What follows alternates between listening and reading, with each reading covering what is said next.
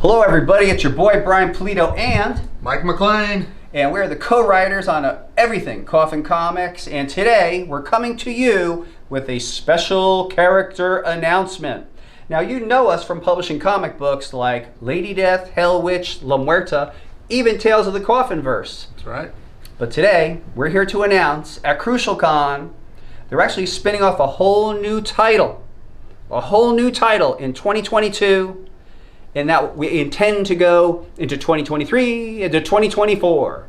And that character is the one and only Lady Satanas. That's right, Lady Satanas Sinister Urge Chapter 1 is coming to you and people all across the globe next year in 2022. So you may be watching this and you don't know a thing about what's this Lady Satanas character. So I'm going to tell you a little bit about it, and we are going to tell you a little bit about the story that we've crafted called The Sinister Urge. So first up, Lady Satanas was introduced in Lady Death Blasphemy Anthem, which is Chapter 10. And let me see if I get a picture of Lady Satanas. What had happened was, here's the first appearance of Lady Satanas. Now what had happened was that her brother Thanatos was actually murdered by the Trinity. Was it the Trinity? It was the Halo Corporation. We're doing devious experiments on them. And so she came back to exact some measure of revenge, and while here decide to hang out.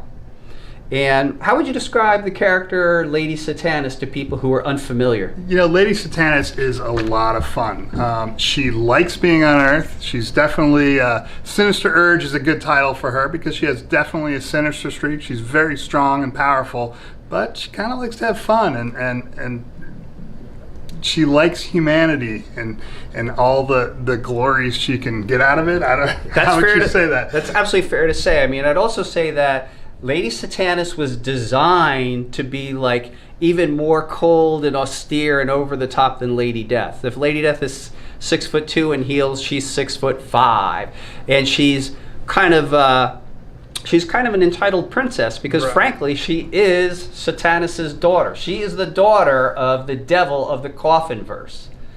But in the story Sinister Urge, you learn more about her. Now, Lady Satanas has appeared in very consistently since the summer of 2019, and she's actually been in the Lady Death storyline, playing a pivotal role in Lady Death Cataclysmic Majesty and Sacrificial Annihilation. She actually became part of the quote-unquote New Trinity to try to seduce Insurrectus. But I will say no more about that because that book must still ship into your hands. That's right. But you know, we really became very fond of the character and decided to spin her off. And if we were to spin off a new character, we have to ask ourselves, well, what can we say with this character that we don't already say with the other characters? Fair to say? Yes, yeah. So, although we can tell you here as we sit, the script is written, we've yet to assign an artist, but since the very beginning, for some reason, I wanted to set this story, the first story you learn about Lady Satanas, in the summer of 1977 in New York City. So why did I want to do that? Well, as a kid growing up in New Jersey, the summer of 1977 in New York City was wild. This was the summer of Sam. But this was also a time in New York's history where so much exciting things were going on. It was the birth of New York City punk rock at CBGB's. The scene was exploding. Uptown, the aristocrats, the sophisticates, the celebrities were all hanging out at Studio 54. If you're into a weird walk on the wild side, they actually had a public swingers club called Plato's Retreat. You could pay your money, go in there, and be a swinger. I mean, the 70s were crazy. Now, another thing that was going on at the time, which is all kind of provides backdrop, is there were bizarre satanic cults. There's one that kind of calls to my mind called The Process. And the culmination of the wildness of the summer of 1977 occurs on July 13th, where there's a citywide blackout in Manhattan that lasts for 25 hours and people went nuts. People rioted. People from all walks of life and socioeconomic backgrounds kind of lost their minds because, you know, the deprivation of electricity and air conditioning, and people just went nuts. So it really is that backdrop that we're setting this story of this aristocratic princess from hell who gets expelled. And they get expelled, boom, in New York. Take it from there, Mike. Well, I think the setting, it plays such a pivotal role like you've laid out. One thing I really enjoyed about the setting was that New York at that time, and obviously I was not born yet, but New York at that time, you have Martin Scorsese's image of Taxi Driver and Mean Street. Yes. The roughest, most savage, most gritty place on earth. But you go a block down, and like you said, Studio 54, you have these bright lights and neon, but on the ground level it's prostitutes and dirty and gritty. So this culmination of these kind of different attitudes there really sets an important setting for the character and her story. I really enjoyed. Brian took the lead on this story. I think when I first pitched it, one aspect to Brian was a fish out of water story in present day New York, and it was almost a little lighter in comedy, and Brian's like, no! and did the exact opposite. He made it dark and gritty, and I'm so glad he did, because the result, I really enjoyed the script that Brian came up with, and I helped along a little bit, but it's such a good story, and I think you're going to love it. Well, thanks, Mike. I mean, when Mike and I were in the formulation process of the story, we have a shorthand so we can hit story points really quick. One of the first things Mike likes to do, and is super useful, is to find a story architecture that would serve our story. And you'd be very surprised at the ones we've used in the past. But in this particular one, we were batting back and forth a lot of different story architecture, but the one that Mike suggested and really resonated was Scarface. So Scarface, and particularly not only fish out of water, but the idea that someone is starting from the very, very lowest and then is seeking to achieve the very, very highest. Right. Right out of, just because they have the will to do it. It's right out of their own will, not because they have the resources, which Lady Satanis doesn't when she's thrown to earth. At the beginning of the story, rock bottom. It's going from the very lowest. Denied her power. Denied her power. So she really has to just use her will to survive and elevate herself through the story. And so the story is about her acclimating to life on Earth. It has a hint of an origin story, but I'd call it a beginnings, because we meet Lady Satanis as an adult, and this is after she has spent over a decade in hell, navigating this very, very difficult terrain. When we meet her at the beginning of our story, she is expelled to Earth. She is expelled to Earth, and all her powers are stolen. And she finds herself in a totally unknown milieu.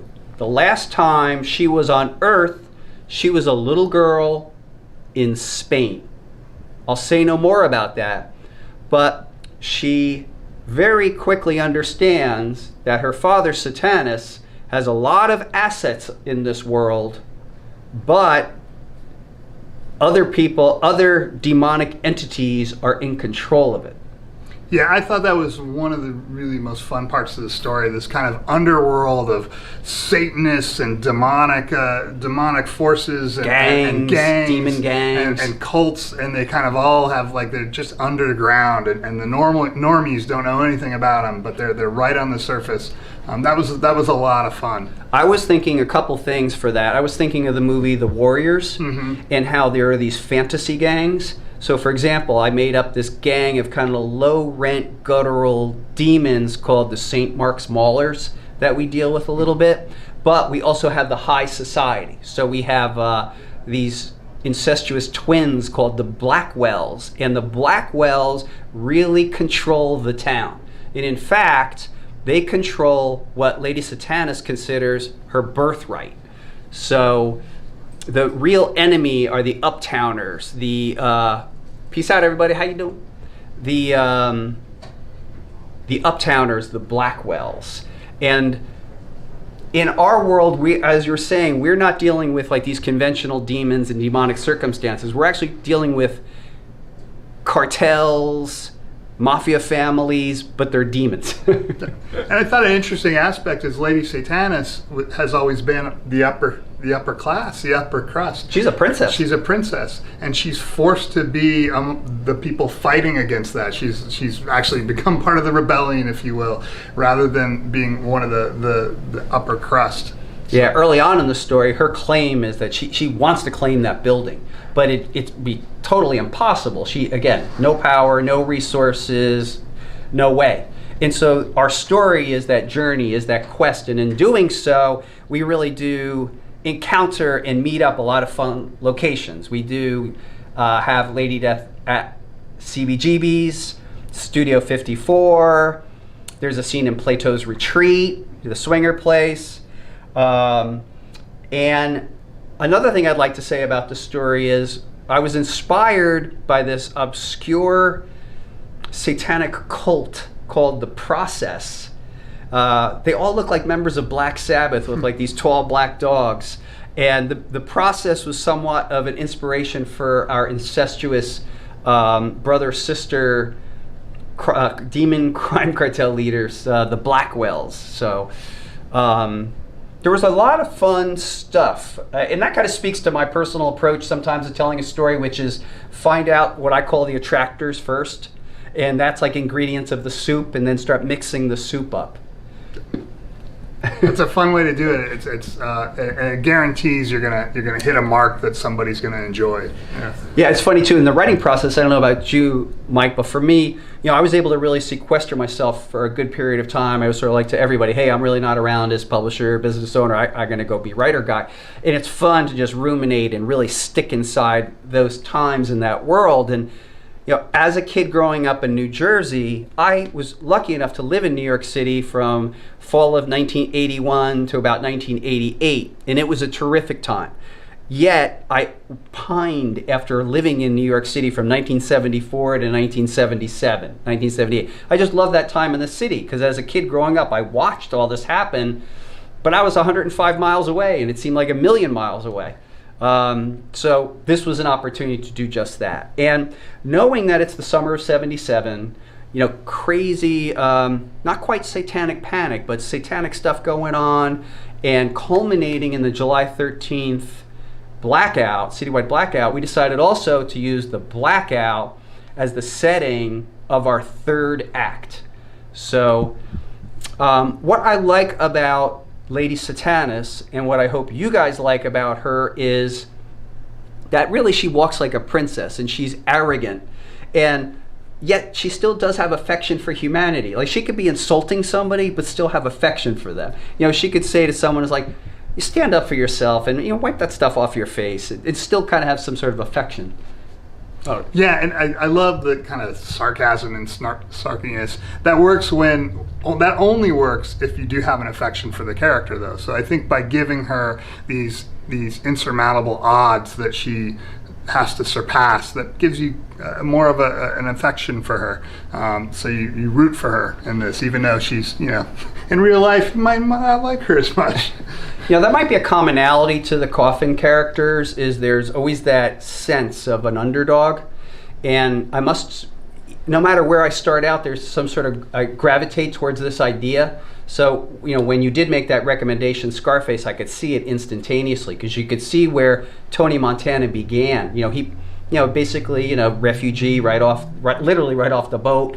And then by the end of this movie, we all know, he's king. He's the king of the crime lords. And certainly we're not going in that direction, but it does kind of suggest that kind of stuff. What else is there that you'd like to say about Lady Satanas' Sinister Urge? I just can't wait to see who you get to draw this thing. I hope they love to draw gritty, dark, just interesting characters. You've created a lot of interesting characters in this one. I just can't wait to see those pages when they finally do come in. Well, that is kind of my job, is to get some phenomenal artists, and we definitely take that seriously. As we speak, I don't have that artist, but We do know that we're having a longer term commitment to Lady Satanas, so this is chapter 1 in 2022. Then there's another chapter in 2023, and that will take place during her early years when she is in hell. And we're going to show you hell in a way we've never shown before, and we're really going to be dealing with the family of Satanas. And one of the things that we reveal in this story, and which we can tell you now, is Satanas gets around. Like, Lady Satanas isn't the one and only daughter. There are rumors that there are hundreds, possibly thousands. I mean, he's Satanas. He gets around. So there's a lot of territory to cover with this character, and even into 2024, which I might point out will be the 30th anniversary of Lady Death. And so I know that we're coming to another peak moment there in 2024. Let's see here. In conclusion, I know we have the story. We've pulled together the reference, some of which you're going to see during this conversation. And now it is my job to come up with a super duper cool artist and to get this story out to you. I'm estimating offered around by the end of the first 4 months of 2022. But in conclusion, anything else? No, just, as usual, thank you for all the support out there for Coffin Comics. We love what we do, and we couldn't do it without you. That's right. So this has been the special character announcement, and the special character announcement is Lady Satanas is coming to comics. You've been great. I've been Brian Pulido. You've been Mike MacLean. Holler at you later.